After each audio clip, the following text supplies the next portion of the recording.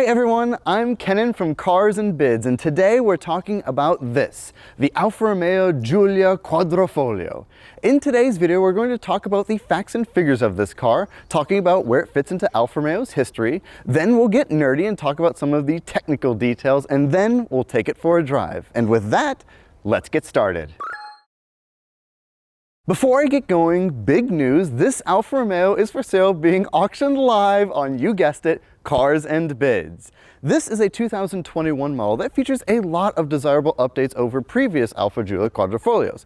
It also comes with some desirable equipment such as the Nero Edizione, which adds some cool black touches throughout this car. So after you finish watching this video, click the link in the description below where you can head to the live auction of this one, where you can bid on it and buy it only on Cars and Bids. We begin the story of the Alfa Romeo Giulia Quadrifoglio, or Quad as I'm going to call it from now on for both your sake and mine, by talking about its history. This car was introduced for the 2016 model year, and it marked a return to form for Alfa Romeo as they hadn't offered a sedan since the 159, which was discontinued earlier that decade.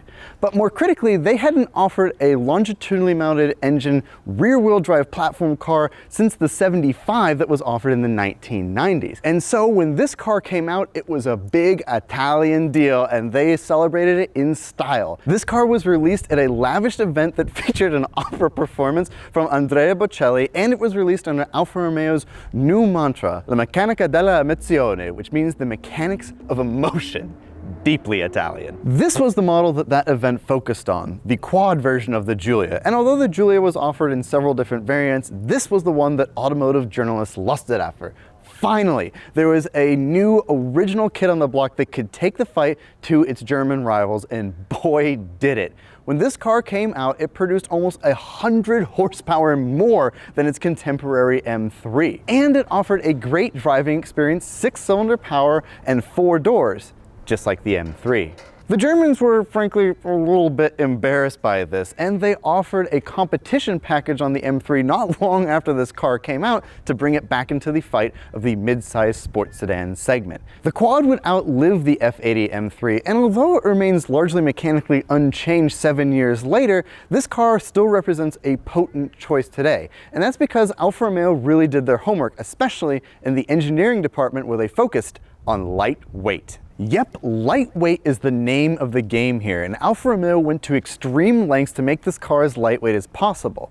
If you take a magnet and walk around this car, it won't stick to pretty much anything, and that's because Alfa Romeo used a lot of aluminum in the construction of this car. The fenders are aluminum, the doors are aluminum, and things that you can't see so easily, such as suspension components and the strut tower tops, are also made out of aluminum. Alfa Romeo also used carbon fiber wherever they could with this car, most notably on the roof, which is one sheet of carbon fiber, and on the hood, which is visible when you open the hood. You can see the weave of the carbon fiber. This is also because Alfa Romeo didn't use any insulation in there, because again, they're trying to save weight wherever they possibly could. One area where they used carbon fiber that you can't see so easily is with the drive shaft, and this is really unique because wherever you can reduce rotating mass in a car is wonderful for performance. Not only because it brings the weight of the car down, but it also means that the power is more directly translated from the engine to the rear wheels. Although, as I mentioned, this car was designed to compete against the F80 M3, it still competes against the G80 M3 today, but this car weighs about 410 pounds less than that car, which is truly significant. Although it was very expensive for Alfa Romeo to go to the lengths they did to make sure this car was lightweight,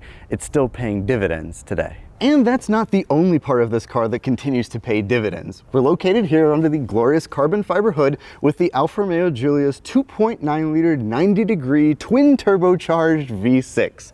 Now, I call out that it has a 90-degree engine because that's a relatively unusual configuration for a V6. It's more commonly found in V8s. But that's not by coincidence. Although Ferrari denies it, this engine is directly related to the twin turbocharged V8 found in the California T of the same era. It has the same cylinder bore and stroke dimensions, so again, it's not pure coincidence if that's what Ferrari will tell you. This engine makes great power, about 500 horsepower and roughly 440 foot-pounds of torque. Plenty ample in a car that weighs about 3,800 pounds. They're able to squeeze so much performance out of this engine thanks to its turbochargers, which operate about 35 psi, and its direct injection fuel system, which helps this engine be very efficient. So much so that even though this engine was focused on performance, it was able to get about 25 miles to the gallon highway. Not bad in what is a sports sedan.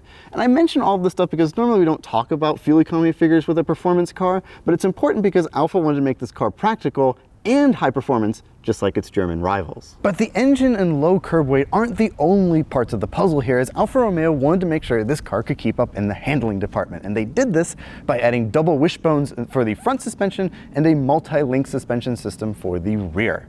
Now, double wishbones are important because it gives the engineers more control over setting up the front of the car, and it gives more stability as you're driving vigorously through tight corners. Aerodynamics are another area that Alfa Romeo paid close attention to with this car, and they did so in 3 critical areas. The first is located here at the front. You see this carbon fiber lip that runs along the front of the car, and it actually moves as you go faster with this car, articulating by about 10 degrees. Although that might not sound like a lot, when you're driving really fast, any additional downforce you can get in the front end really matters. They also added these vents on the side to alleviate the negative air pressure that builds up in the wheel arches as the wheels are spinning. Again, this helps keep the front end hunkered down, giving you even more control over the steering as you're going faster. And the last place, and probably the most obvious that Alfa Romeo spent time, is with the gigantic rear diffuser found in the back of this car. Again, the idea here is that it accelerates airflow out the back of the car, and Alfa Romeo claims that it generates about 220 pounds of downforce, making this car extra stable at high speed. And now we move into the interior of the quad, which feels like a very premium place to be. And one of the most premium parts of it are these beautiful shift paddles found on the back of the steering wheel. And they operate the ZF 8-speed automatic transmission. Now, I mentioned this transmission because at the time it was kind of unusual that a performance car would have a torque converter like this, but it was exquisite. This transmission was tuned specifically for this car, and honestly, it feels like 95% of a dual clutch.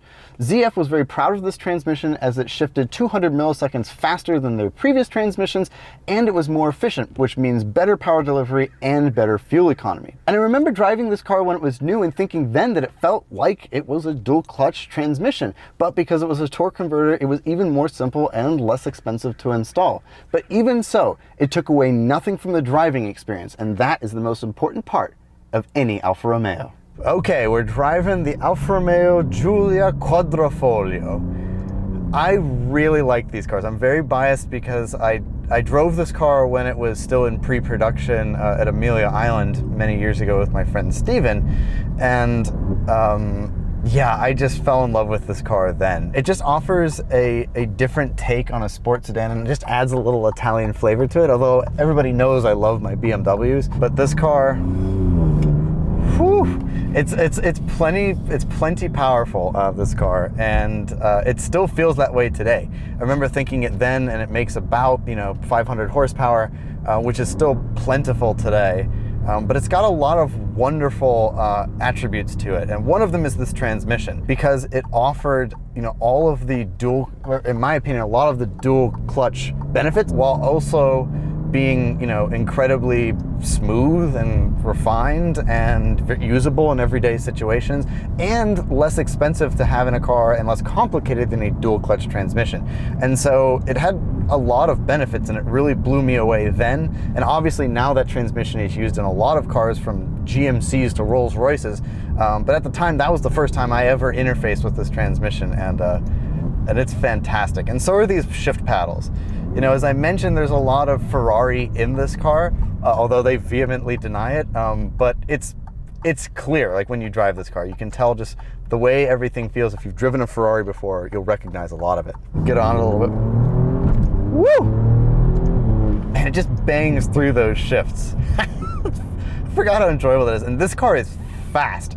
Now granted, I'm driving around just Orange County today, so I can't really get on it too much or anything like that, but it just, whew. Wow, yeah, quick. This car is very quick. That's not surprising. What's amazing to me is that it was designed to compete against the previous generation M3, and it still competes against the M3 today. In a lot of driving tests, this car still can hold its own against that car, which is remarkable because the M3 is just such a fantastic driver's car. But this still represents a great alternative to that car if you're looking for something with a little bit more flair. Everything in here feels very premium. All the leather's really nice, the stitching is really nice, there's carbon fiber in here. It feels very nice. It's a wonderful place to be. But I also noticed that like it's you know, it just offers just a little bit more, just a little bit something special, even compared to the M3, which has a great interior. Even sitting here in traffic in this car, you get to look around at this cabin, and you know, they've made some updates with this. Again, like I said, the car hasn't mechanically changed all that much, but Alfa Romeo has updated some stuff in here to make it feel nice and premium still. And it does, and frankly, it just feels like a special place to be. And anybody who's been in a Ferrari product will recognize some of the stuff in here. The way these shift paddles feel in particular is remarkably Ferrari. They click just like Ferrari shifters, and they're long and beautiful. And that's, you know, again, no accident. Ferrari will deny any relation with this car, but it's they certainly had input into this particular car. And when you're in this one, you feel that. And so this car offers a lot. It offers great performance from its engine, a fantastic transmission, beautiful styling, modern interior with modern equipment, and it offers a little bit of that Italian zest that makes this car feel so special. And it does this. Woo! Yeah, the car is plenty powerful. Yeah, it's just a thrill to drive. The only real question, you know, with this car is reliability, but the owner of this car says it's been reliable for him. And so if you feel that you're equipped to handle a car like this, I think this is a really compelling alternative. As it was designed, it was a compelling alternative to the M3 back in the day. It's still a compelling alternative now, and it's one that admittedly makes me kind of think, yeah, maybe I should look into one of these. Such a cool car. I absolutely adore it. So cool. And that is the Alfa Romeo Giulia Quadrifoglio. When this car came out, it proved that you could have an interesting alternative to German sedans that was frankly very good. It offered a turbocharged V6 engine up front, the venerable 8-speed ZF automatic in the middle, and rear-wheel drive. It also featured Ferrari DNA and 4 doors, and it was a very special car. It was great then, and it's still great now, and if you've been in the market for one of these, you can buy this one only on Cars and Bids. Thank you all so much for watching, and I will talk to you very soon. Goodbye.